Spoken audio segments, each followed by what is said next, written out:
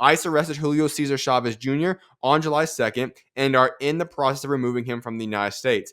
This is the exact quote from the U.S. This Sinaloa cartel affiliate has an active arrest warrant in Mexico for his involvement in organized crime and trafficking firearms, ammunitions, and explosives.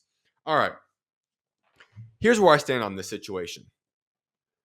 Should somebody, if those details are factual, and that's all I can go off right now, that's what they said, and I will go and add this instance as well. Everything I can gather, according to reports out there has not been any confirmation of there being an arrest warrant for him. There has not been any confirmation of any of these other situations occurring. But out of what the U.S. put out, they claim that this is what he is, who he's a part of, who he's affiliated with. If that is to be true, then yes, he should be removed. However, let me make this very clear right now. The most concerning factor for me in this whole situation is this.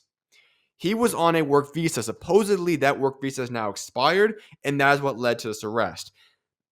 I question this from the United States standpoint. If this were to be true, if all these things that you are now accusing him of or claiming he's a part of are accurate, how did you allow him into the country to begin with on a work visa?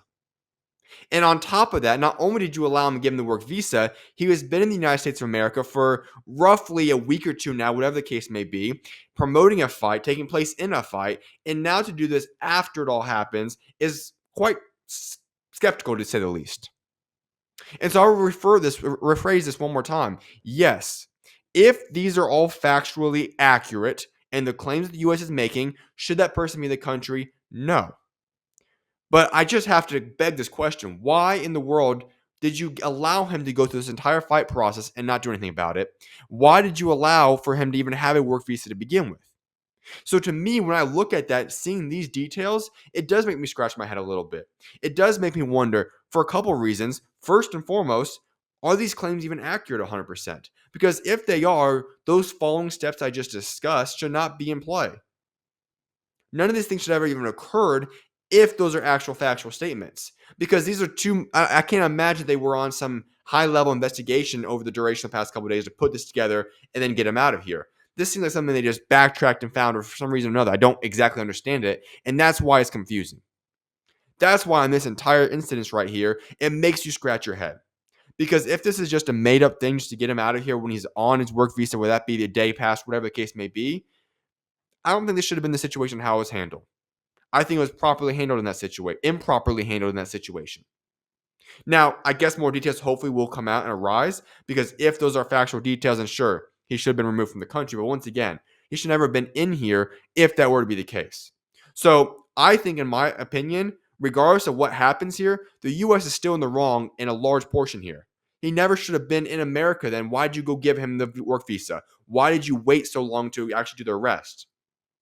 All those different aspects, that still, regardless of what happens, if the information as to why they're arresting him is accurate or not, those details I just explained on, that in of itself is something that needs to be reflected upon and should be shamed upon by the United States. Irresponsible on my part. So we'll see what happens. Hopefully more details do arise from the situation, but all I can look at and give information on right now is what we've been given. And that's my thoughts on that. I think it's a very interesting situation, something that does certainly make you scratch your head, and it makes you wonder on two parts. First and mostly all surrounding around the United States. Why is this the way that they handled it? How did it take them this long? And on top of that, why did he have a work visa to begin with if these claims are true? And if these claims are not true, then why are you lying? So regardless of which way this does fall on, I think the U.S. needs to be looked at, and they need to figure out what they're going to do with this ICE policy here.